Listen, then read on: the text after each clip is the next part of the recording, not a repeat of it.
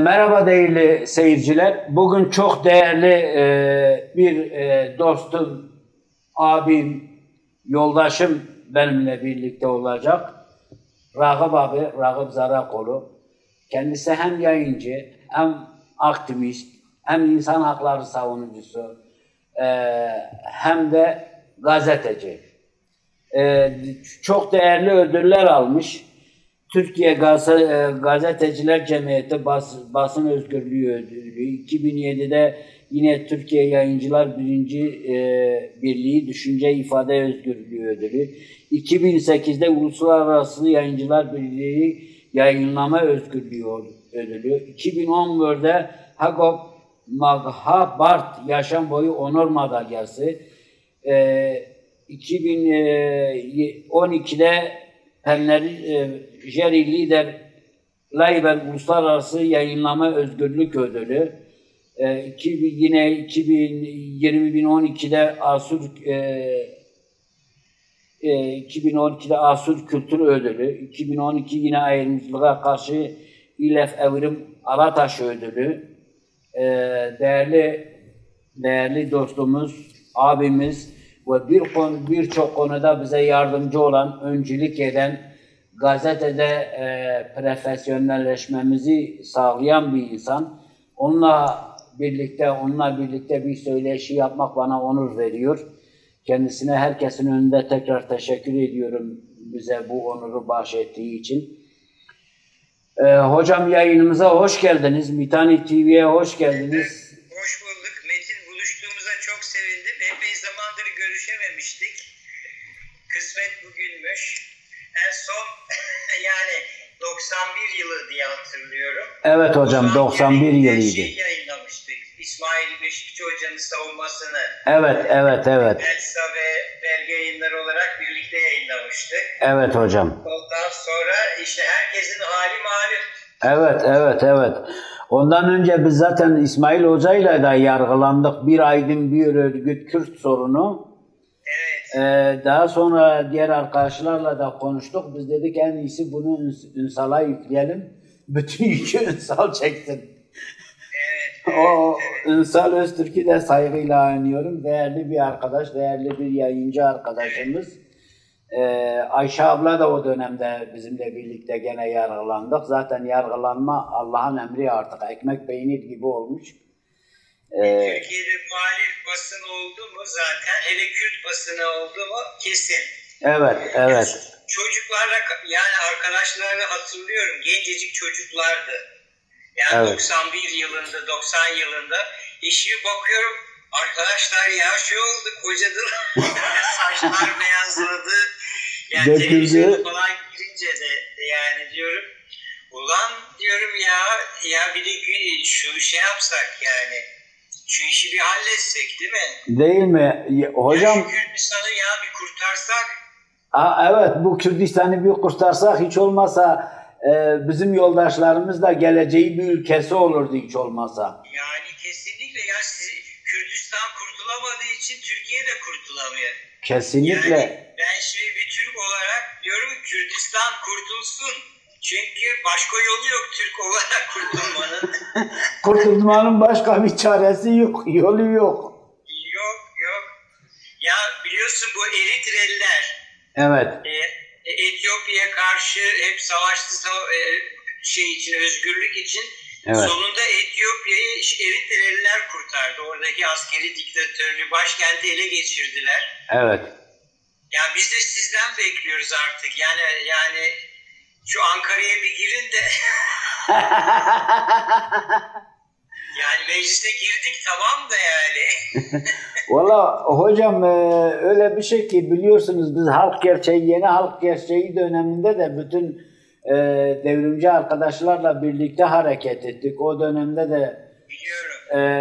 dönemde de elimizden geldiği kadar Türkiye Devrimci Hareketi ile birlikte hareket etmeye çalıştık. Şimdi de o düşüncemiz sürüyor. Çünkü demokrasi olmadan, insan hakları olmadan hiçbir şey olunamıyor. Hiç olmaz. Aslında zaten omuza verdiğimiz için 80 milletvekili çıkardık düşün. Evet, yani evet. Türkiye'de solun çıkardığı en büyük milletvekili İşçi Partisi'ydi 60'lı yıllarda 15 milletvekili. Düşünebiliyor musun? 80 milletvekili. Evet, evet. Harika bir başarıydı. Onu söyleyeyim hocam. Evet. Erdoğan. Yani ama Erdoğan faşist bir adam olduğu için o konuda tabii CHP'nin de durumu malum. CHP de böyle bir handikapa girmiş durumda. CHP'nin zaten yapısı da belli. Onlar da AKP iktidarı CHP'ye borçlu. Deniz Baykal'dan başlayarak AKP bu kadar güçlenmezdi. CHP'nin yanlış politikaları olmasaydı. Kesinlikle hocam. Kesinlikle bir ayak CHP'dir, sebep, sorumlu. Evet. Şu anda CHP parlamentodan çekilse ben HDP'nin çekilmesine karşıyım. Evet. Ancak CHP ile birlikte olursa çekilmek lazım. Ne olur Türkiye'de gayrimeşru bir rejim erken seçime gidilir. Yani şu anda Erdoğan erken seçimden kaçıyor biliyorsunuz. Evet. Ve Devlet Bahçeli her zaman erken seçimcidir biliyorsun. Evet. Ecevit'ten sonra iktidara o el koymaya çalıştı ama meclise bile giremedi. Oradan ders aldığı için 2023'e kadar bu olayı diktatörlükle götürmeye çalışıyorlar. Evet. Çünkü bu şeyler de var hocam. Lozan Anlaşması'nın bitişinden söz ediyorlar. Sanıyorum Türkiye'nin bütün saldırganlığı o anlaşmaların bitmesiyle ilgili diye düşünüyorum. Yanılıyor muyum bilmiyorum. 2023'te tam İslamcı bir devlet, faşist İslamcı kafatasçı bir devlet kurmak istiyorlar. O konuda ne düşünüyorsunuz? Yani tabii basit bir olay değil. Evet. Şu anda AKP iktidarı deniliyor ama AKP iktidarı değil bence. Değil. Çünkü AKP bütün kurucu ekibi şu anda ayrılmış vaziyette. Evet. Yani AKP ilk kuruluş olarak liberal bir projeydi. Farklı kesimlerden insanlar bir araya geldi. Hatta Ertuğrul Günay gibi sosyal demokrat kökenli olanlar bile vardı. Ama bugün baktığınız vakit iki parti çıktı AKP'den. Evet. Yani eski başbakan çıkmış vaziyette. Abdullah Gül şu anda karşı pozisyonda. Şu anda bence Erdoğan devleti ele geçirdi diyorlar ama devlet bence derin devlet. Derin devlet Erdoğan ele geçirdi. Evet hocam. Ele geçirmiş vaziyette. Biliyorsunuz Devlet Bahçeli artık diyor 3 Hilal'in iktidar vakti geldi. Evet. Şu anda aslında görünmeyen perde arkasında da bir iktidar mücadelesi sürüyor. Evet. Yani darbe derken bu kadar endişelenmesinin sebebi aynı Gülen gibi bir başka darbeden korkması Erdoğan. Ama bu darbeden korkuyorsa arkasına baksın, yanına baksın yani. Muhalif cephenin bir darbe yapacak gücü yok. Hele bizim gibi insanlar hayat boyu mücadele etmiş darbelere karşı. Hocam, çok saçma bir iddia. Evet hocam, şimdi darbe meselesine gelince dediniz Erdoğan'ın kendisi korkuyor. Kesinlikle doğru.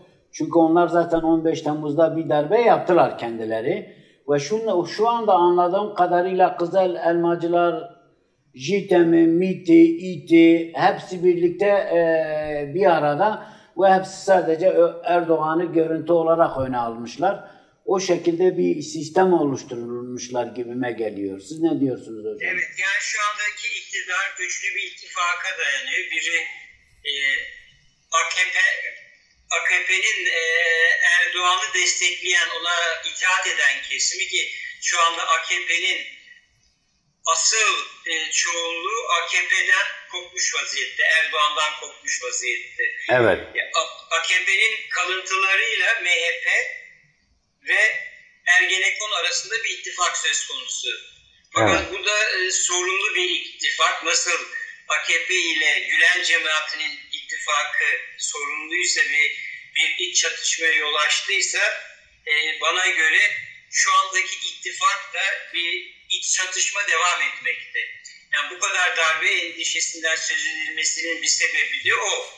Yani eski başbakan Davutoğlu dedi, eğer darbeden ihtimali varsa niye 45 gündür İstanbul'dasın, Ankara'da değilsin diye bizzat eski başkanına soru yöneltti Davutoğlu. Bu durumda gerçekten çok ciddi bir çatışma başlamış vaziyette. Daha doğrusu Erdoğan'dan sonra ne olacak çatışması, iktidarı kim alacak çatışması. Yani AKP'den ayrılanların parti kurmasının sebebi de o.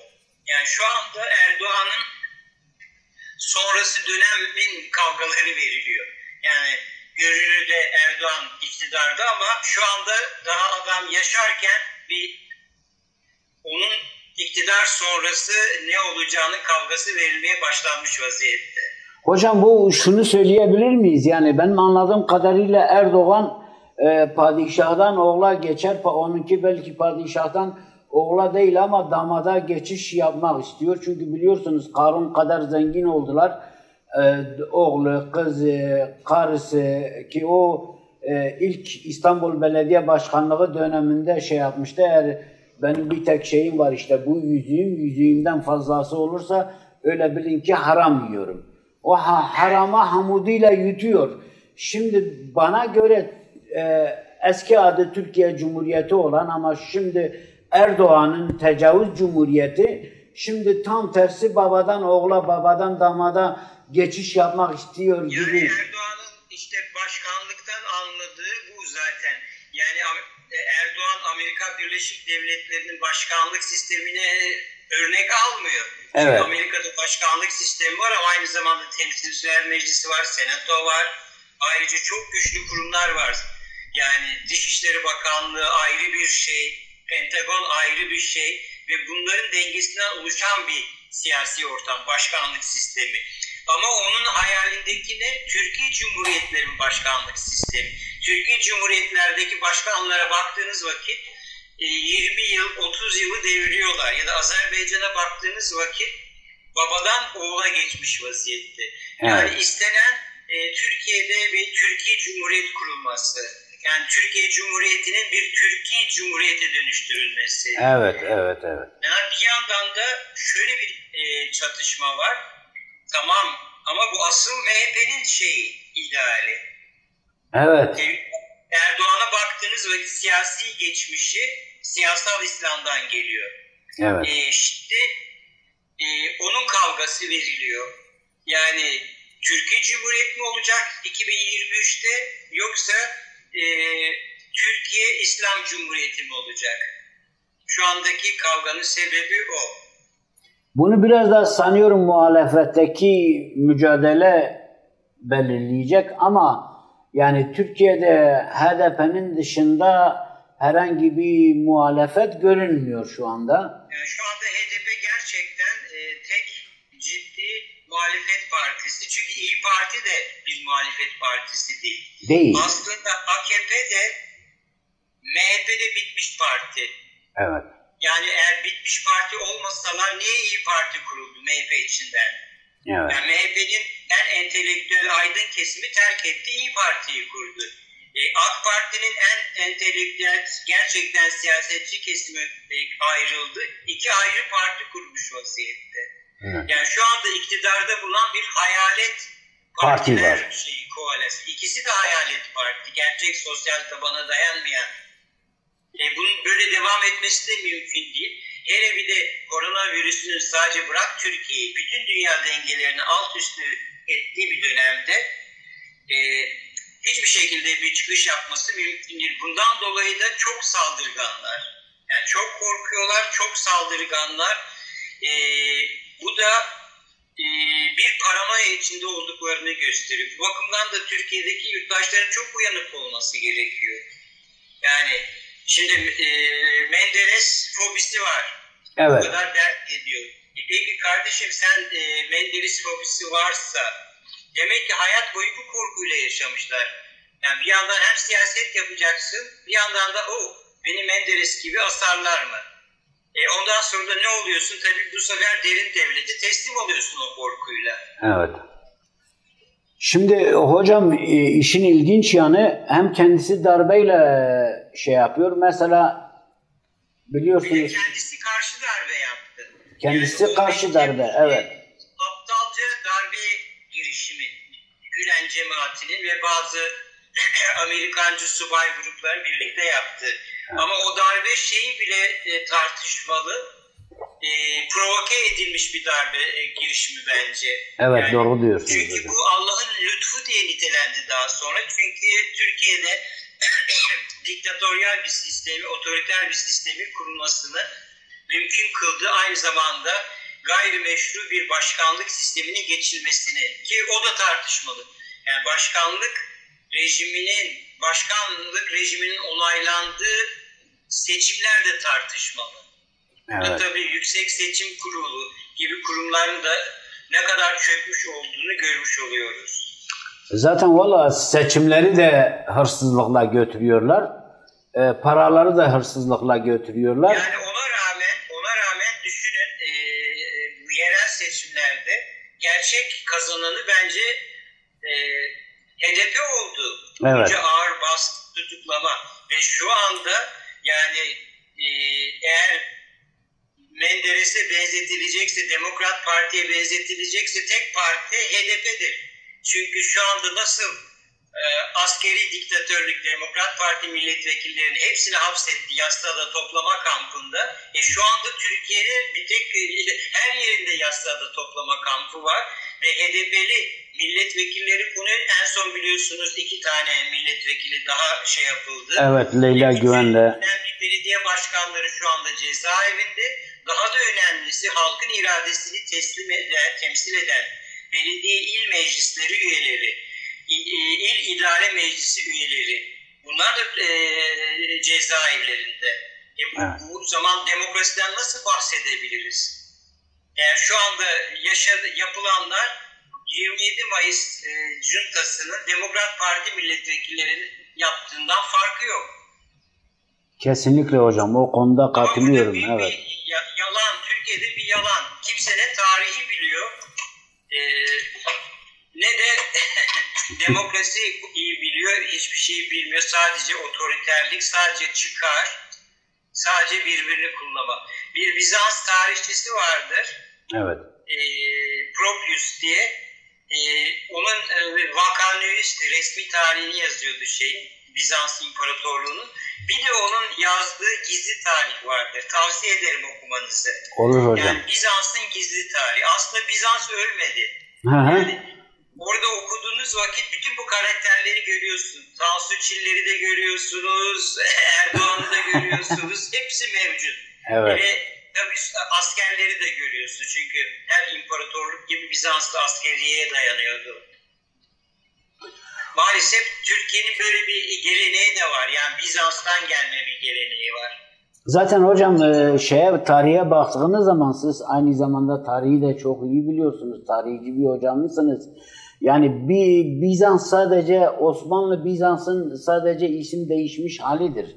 Yani normalde belki bazen düşünüyorum acaba diyorum Avrupa işte o çürümüş Bizans İmparatorluğunu Osmanoğullarına, Osmanlılara teslim ederek yeniden yeni bir yaşam kaynağı bulmak için mi yaptı? Yoksa gerçekten bütün Avrupa çöküyordu, Osmanlı'ya gücü mü yetmedi, Osmanlı kuruldu. Ama sonuçta hangi şekilde olursa olsun Osmanlı tamamıyla Haçlı sisteminin üstüne kuruldu. O sistemle hareket etti. Osmanlı tamamen Bizans İmparatorluğu, evet, ki o da daha kökleri Roma'ya kadar onun üzerine kuruldu. Zaten Fatih Sultan Mehmet kendini nasıl Diyar-ı Rum İmparatoru olarak tanımlıyor. Evet. Ve sadece Müslümanlık üzerine değil, aynı zamanda Ortodoks Kilisesi'nin merkezi yaptı. Devam etti yani. Zaten merkezi İstanbul. Evet. Ama yetmedi, bir de Ermeni Kilisesi'ne de İstanbul'a taşıdı. Yani çünkü imparatorluk başka türlü yürütülmez. Ve daha sonra da biliyorsunuz Osmanlı İmparatorluğu'nun Kürt beyliklerini kabul etmesi, birleşmesi bir anlaşmayla oldu. Evet. Yani Kürt beylikleri özel bir statüye katıldılar Osmanlı İmparatorluğu'na. Ama Osmanlı İmparatorluğu o özellik statüsünü de daha sonra modernleşme süreci başladığı vakit katlayıp bir kenara attı. Yani bunların Osmanlı'yla da bir ilgisi yok. Yani Osmanlı diyor, bunların Osmanlı'dan anladı. Yallah kılıç, git orayı zapt et, yok orayı yağmala. Bu tamam bir parçası ama bir de ciddi bir iş. Osmanlı İmparatorluğu dediği vakit çok il, 5 alfabe konuşulan bir dil, Arapça, Kiril alfabesi, Ermeni alfabesi. Bunlar cahili cühela. Osmanlı bilmeden Osmanlı şeyine soyunamazsın. Yani. Osmanlı tarihini bilmeden, Osmanlı'nın dış politikasını bilmeden, Osmanlı'nın etnik yapılarına bakışını bilmeden, evet. Cumhuriyet döneminde çıkan tarihi romanları var, oradan okumuşlar. O da aslında tamamen Türk milliyetçiliğine dayalı. Ondan sonra sadece işte fetih, zapt et, el koy. Yani bunun dışında bir anladıkları bir ciddi bir şey yok. Hocam zaten okudukları kitaplara bakarsanız sadece komploculuk teorileri var, cinayetler var, tecavüzler var. Bir de şey okuyorlar, entelektüel kesimlerde siyasal İslam okuyorlar. Evet, evet. İşte baktığınız vakit bazıları hayret ediyorum ya, bu adamlar ya bir şeyler de okumuşlar, nasıl böyle şeyler yapıyorlar? Mesela şimdi öyle iletişim sorumlusu, akademisyen biri. Ondan sonra insan yayınlarını bilirsin, oradan evet, kitapları çıkmış falan filan. Şimdi bu adam bu gerçekleri bildiği halde bunları yapıyorsa, aynı Nazi Almanya'sındaki bazı aydınların Hitler'e itaat etmesi gibi bir durum söz konusu. Teknik sorun var yine. Yok hocam, teknik sorun yok. Diyor kafanı düzelt. Diyorum ki ya benim yönetmenim çok titiz, çok titiz. Yoksa diyorum bir saldırı mı var? Siber saldırı mı var? Ya hocam siber saldırı dediğinizde bizim 5 yıl bırakmadılar web sitesi kuralım. 5 yıl sürekli her gün saldırdılar.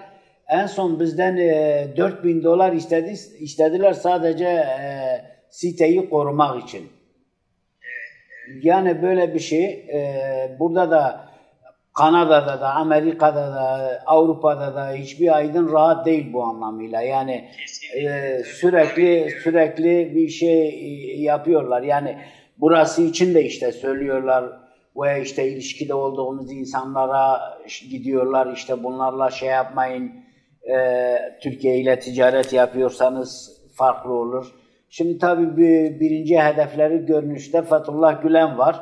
Onun cemaati var ama işin temelinde o yok. Çünkü biliyorsunuz Türkiye'de bir sürü Alevi arkadaş, bir sürü sosyalist arkadaş FETÖ'den içeri girmiş. Artık nasıl bir ilişki ağı kurmuşlarsa onlardan dolayı içeride. Zaten bütün o sıkı yönetim dönemlerinde torba davalar yapılıyor. İlgili ilgisiz herkesi içine dolduruyorlar ve siz bunu daha çok biliyorsunuz. Evet. Yani ilgili ilgisiz özgürlük hareketiyle bağı var diye az insanı öldürmediler, az insanı hapsetmediler. Sadece onlar basit aslında günlük politika yapıyorlardı. Legal politika içindeydiler ya da insan hakları hareketi içindeydiler.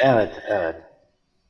Hocam biz sen öyle deyince ben bir anım aklıma geldi. Diyarbakır cezaevindeyken biz Urfa'da gözaltındayken bir tane 72 yaşında bir tane amca getirmişlerdi.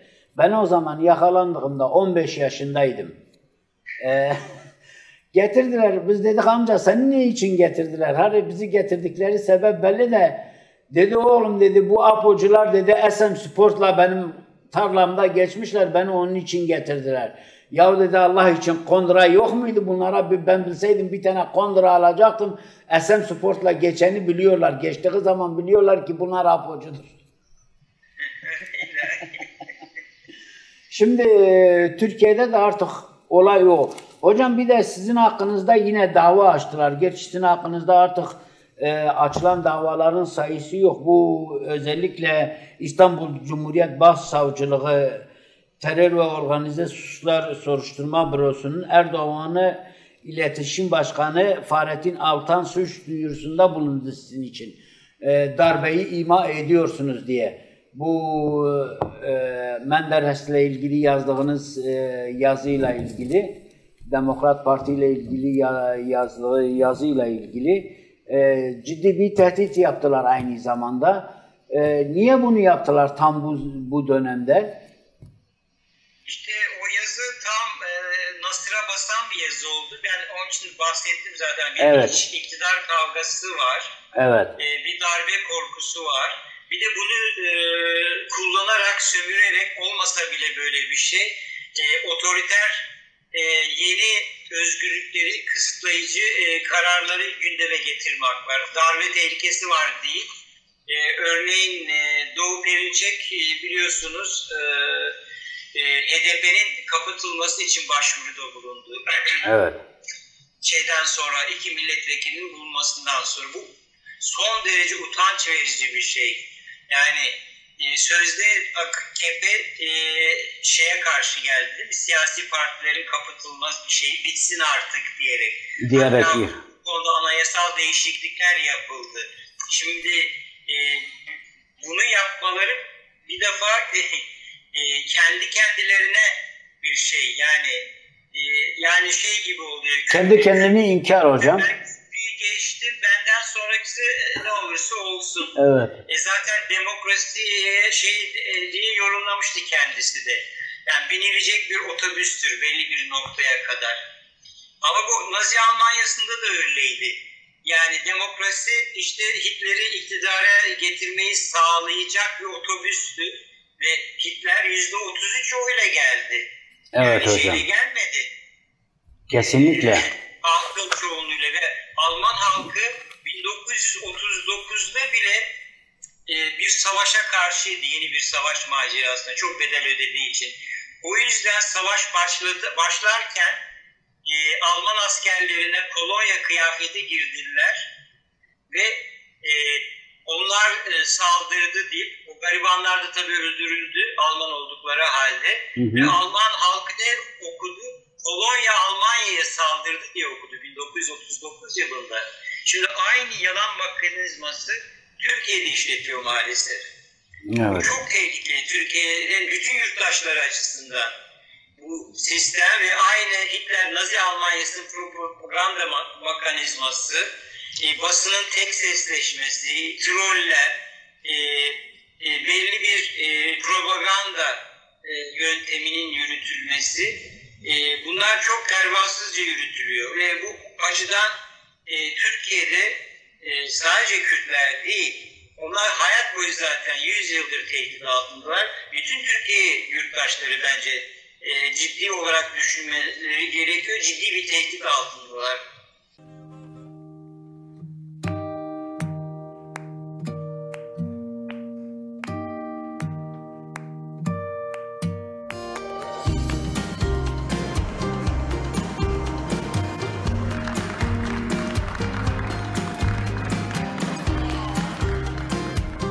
I've worked in construction for 40 years.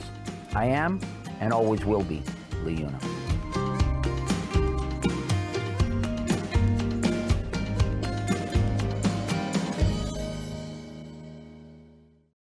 Construction is one of the most stable industries in today's economy. There's plenty of opportunity, so come and learn at the LiUNA Local 183 Training Center. It's the right place to start. If you're thinking about your future, you can learn a skilled trade through hands-on training and classroom training. LiUNA Local 183 Training Center is excellence in training.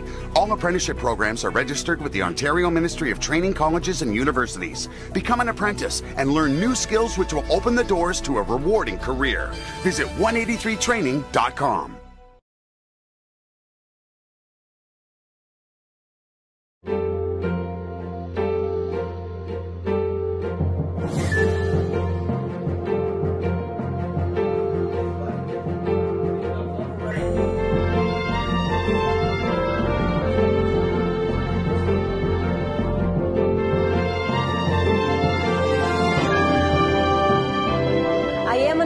I just started my training, and I am LiUNA.